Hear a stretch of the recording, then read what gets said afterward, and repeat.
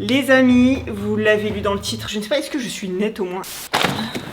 J'écarte un peu les gens. Et surtout, n'oubliez pas de soutenir la chaîne et de mettre des petits pouces, hein. Et vous abonner, tu mets la cloche, ça mange pas de pain. Allez. Putain, on va mettre comme ça. Attends, parce que là, je suis en train de marcher sur une meuleuse. Quoique ça réglerait le souci du genou si je me coupais la jambe. D'ailleurs, tiens, je vais mettre un petit coup, tiens. Bon les gars, je suis pas là pour vous raconter ma life, mais un peu quand même. Je sais pas trop, je vous dis, j'ai rien préparé, je suis venue là. J'ai fait vas-y, je vais prendre ma caméra, je vais expliquer ce qui se passe. Parce que, attends, c'est quoi? Je marche là-dessus, mais c'est n'importe quoi. Le garage, je vous rassure, il est en pleine évolution, c'est encore en travaux. Mais pour l'instant, c'est... je dis ça, mais ça fait vraiment 1 an que c'est le bazar ici.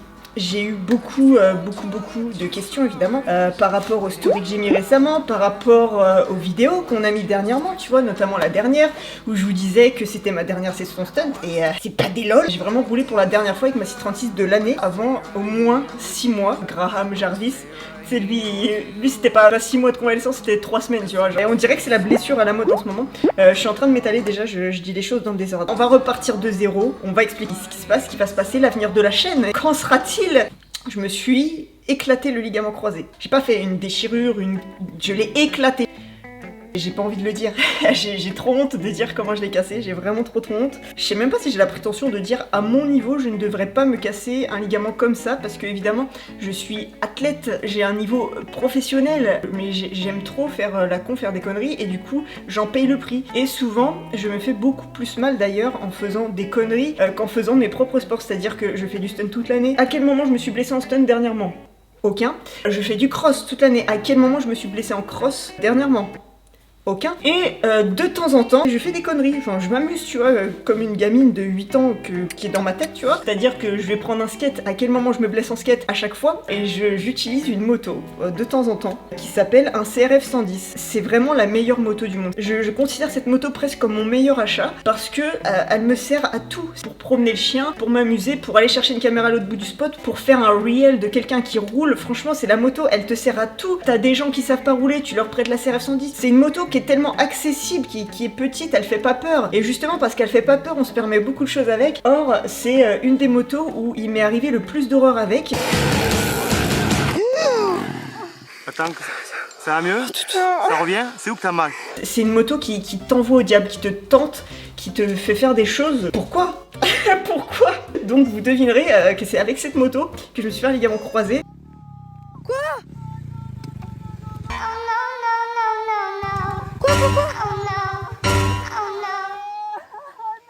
No, God, please, no! No! No! Et franchement, je suis dégoûtée de le dire quoi. J'aurais aimé ne pas faire cette vidéo et ne pas devoir dire ça à la caméra, mais je suis en train de le dire. Je fais une course avec un pote, avec The Toka, voilà. On mettra des plans de cette journée. D'ailleurs, cette journée se passait à merveille.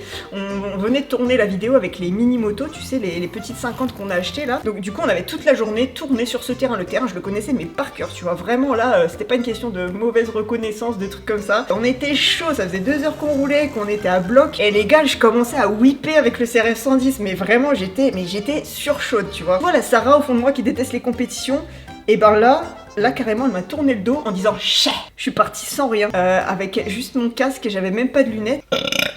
Lorsque tu es derrière quelqu'un, tu te prends des poussières et des cailloux, tu vois. Et du coup, j'étais évidemment derrière lui, vu que je suis une grosse quiche. Comme ça, tu vois, en esquive, là, en train d'esquiver les poussières et les cailloux. Et du coup, j'étais pas comme ça, non, j'étais comme ça, tu vois. Enfin, je dis ça, tu sais, j'essaie de me trouver une excuse, tu vois, du pourquoi l'accident est arrivé. Tu vois, j'essayais de rouler, du coup, décalé à lui pour éviter les projections. Et il y a une bosse dont j'ai mal pris la pelle et j'ai atterri un petit peu sur le côté de la bosse, tu vois. Au moment où j'ai mal atterri, tu vois, j'ai eu le malheur de mettre mon pied par terre et là... je peux pas te décrire la sensation, c'était juste horrible. Tu sens vraiment ta jambe qui est pliée comme ça, mais pas du bon côté, tu vois, ta jambe elle se plie... Non, elle se plie pas non plus de ce côté-là, elle se plie vers l'arrière, tu vois, t'as ta jambe, hop, hop, tu vois, ton pied il fait ça, et ben là, le pied il a fait ça.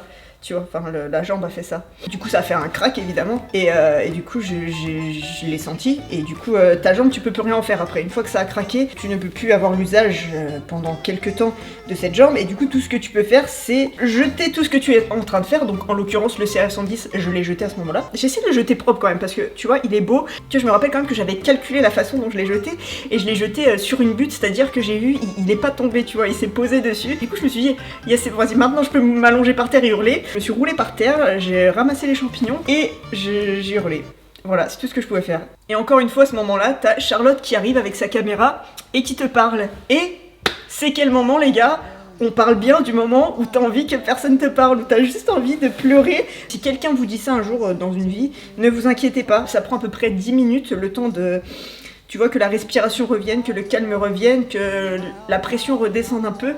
Et c'est tout ce que tu peux faire à ce moment-là. Donc attendre et penser déjà à la décision que tu vas devoir prendre. C'est-à-dire, est-ce que tu vas te faire opérer ou non? Ça a été une grande question pour moi il y a 5 ans. Pour ceux qui savent pas, c'est une blessure que je me suis déjà fait il y a 5 ans. Tu sais, la meuf elle est abonnée quoi, carrément.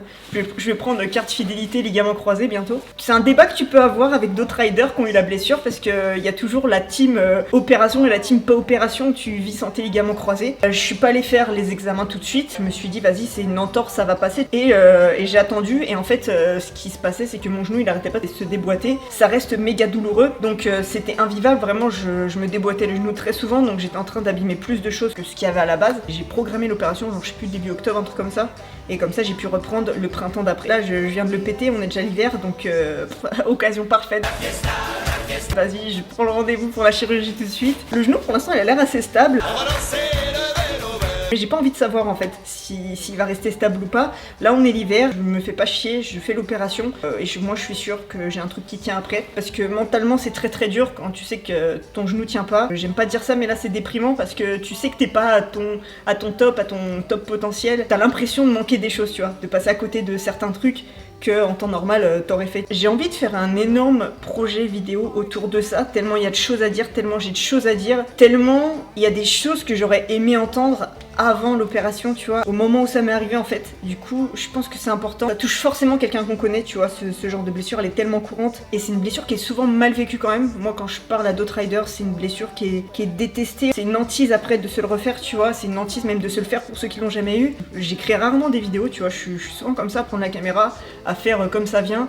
Mais là, je sais pas, j'ai eu un truc au fond de mon cœur et je me suis dit, ça, faut que je le partage, tu vois. Je vais faire ça bien, je pense que je vais demander de l'aide à un cadreur, à quelqu'un qui fait des belles images vraiment pour faire une bête de vidéo. Et puis vous verrez ça plus tard. Donc voilà, l'opération, elle est prévue dans quelques jours. Faut pas vous inquiéter, la convalescence, c'est qu'un mot, convalescence. Je sais pas si vous voyez derrière, il fait noir. Mais il y a un petit truc là qui est derrière, qui attend qu'une chose, c'est que l'hiver arrive pour que les routes soient glissantes et que les circuits glissent. Faire de la voiture, c'est quand même moins traumatisant au niveau du genou, sauf si tu fais un face-à-face avec Lulu, et là c'est un petit peu plus traumatisant, tu vois. Là ce qui va se passer c'est que tu vois je vais me prévoir du temps déjà pour ma rééducation, pour moi, pour prendre soin de moi, énormément de sport, énormément de travail d'écriture aussi, j'ai envie d'écrire des vidéos, j'ai envie qu'on fasse des vidéos beaucoup plus belles. Après est-ce que c'est ce que vous allez attendre, je ne sais pas, je déteste écrire mes vidéos, arriver et devoir lire ce truc et raconter des lignes, j'aime bien être avec vous, être réel, être vrai, j'ai envie de vous raconter mes histoires vraies, genre vraiment ce qui se passe dans nos vies. Est-ce que tu vois mes chevilles? Est-ce qu'elles ont l'air gonflées? Est-ce que j'ai l'air d'avoir les chevilles gonflées? J'ai envie d'écarter mes jambes comme ça et de vous parler. Alors mes copains, on fait une petite vidéo? Ma fille, tu m'as regardé avec ses yeux de... Comment on dit? Moi je fais partie de ces gens, tu sais, je trouve pas mes mots comme ça. Des fois j'ai besoin de plusieurs minutes de réflexion. Et ça me joue des tours d'ailleurs. Voilà, c'était mon story of my life. Je suis deg des fois de pas trouver mes mots.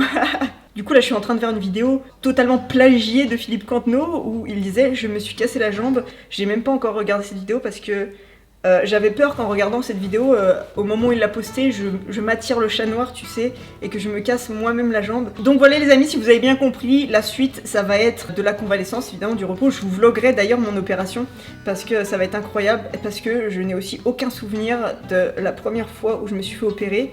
Du coup, bah, cette fois, je vais immortaliser le moment, comme ça, je ne l'oublierai plus jamais. C'est peut-être parce que je l'ai oublié que je me le suis répété, tu vois. Comme ça n'arrivera peut-être plus jamais, tu vois. Je conjure le mauvais sort. La malédiction du ligament croisé, elle ne sera plus sur moi à partir de ce moment-là. On va vraiment préparer la Z cette fois, parce que ça fait 1 an qu'on l'a quand même, je m'en suis pas occupée. Tout le monde est témoin que ça fait très longtemps qu'on n'a pas vu une vidéo sur ma chaîne d'un petit roulage avec la Z, à part le prank avec ma belle-mère.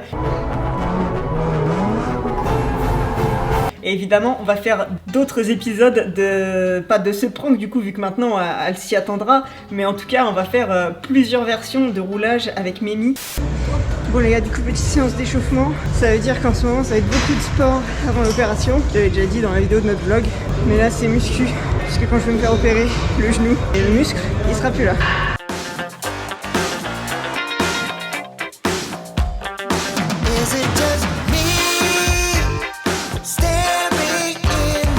ça n'a rien à voir avec la rééducation, mais juste on kiffe trop faire ça à la fin de nos séances.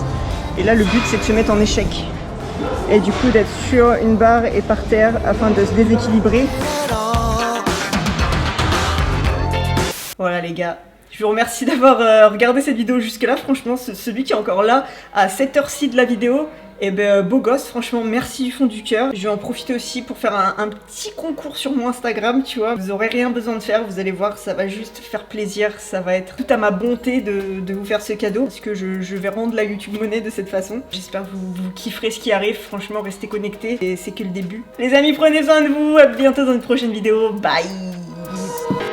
Vous êtes trop loin là. Vous êtes trop loin, faut que je lève mon gros cul et que j'aille en dehors de la table. Alors, là, qui c'est qui l'avait vu venir celle-là? Là, franchement, j'étais vraiment posée. Bizarroïde.